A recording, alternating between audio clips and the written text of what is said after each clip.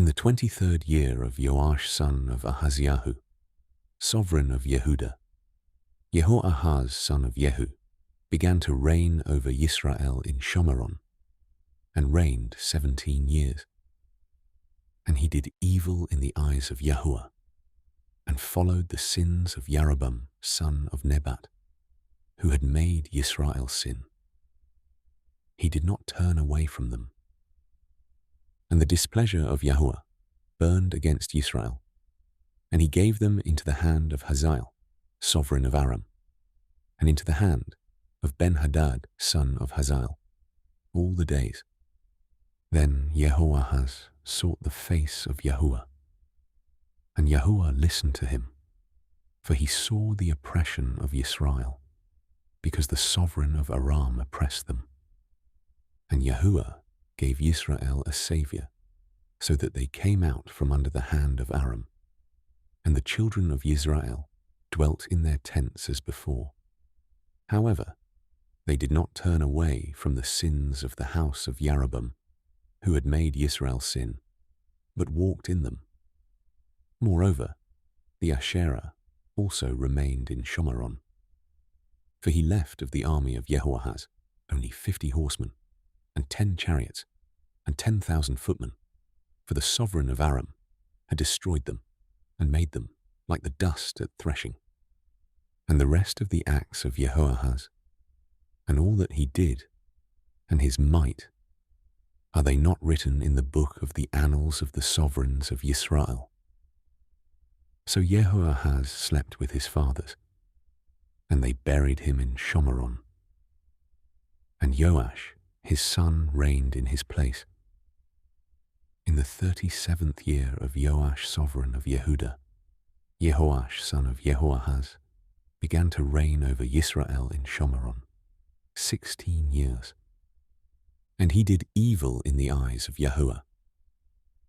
He did not turn away from all the sins of Jeroboam, son of Nebat, who had made Yisrael sin. He walked in it. And the rest of the acts of Joash, and all that he did, and his might with which he fought against Amatsia, sovereign of Yehuda, are they not written in the book of the annals of the sovereigns of Yisrael? So Joash slept with his fathers, and Jeroboam sat on his throne, and Joash was buried in Shomeron with the sovereigns of Yisrael. And Elisha had become sick with a sickness in which he died. And Joash, the sovereign of Yisrael, came down to him, and wept over his face, and said, O my father, the chariots of Yisrael and their horsemen. And Elisha said to him, Take a bow and some arrows. And he took a bow and some arrows. And he said to the sovereign of Yisrael, Place your hand on the bow.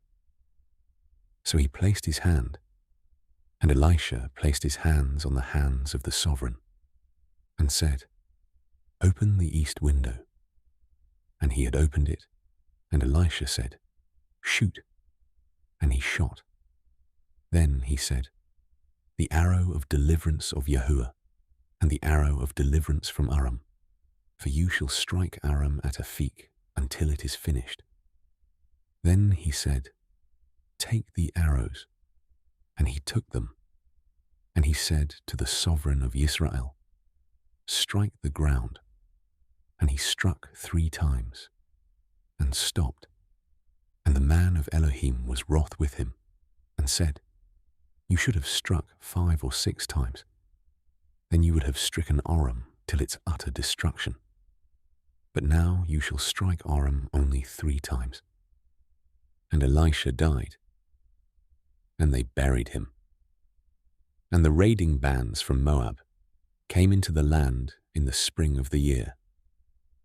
And it came to be, they were burying a man, and there they saw a raiding band, and cast the man in the burial site of Elisha. And the man fell, and touched the bones of Elisha, and came to life, and stood on his feet. And Hazael, sovereign of Aram, oppressed Yisrael all the days of Jehoahaz. But Yahuwah showed favor to them and had compassion on them and turned toward them for the sake of his covenant with Abraham, Yitzchak, and Jacob, and would not destroy them or cast them from his presence as yet. And Hazael, sovereign of Aram, died. And Ben-Hadad, his son, reigned in his place. And Jehoash, son of Jehoahaz, recovered from the hand of Ben-Hadad, son of Hazael, the cities which he had taken out of the hand of Jehoahaz, his father, in battle. Joash struck him 3 times, and he recovered the cities of Yisrael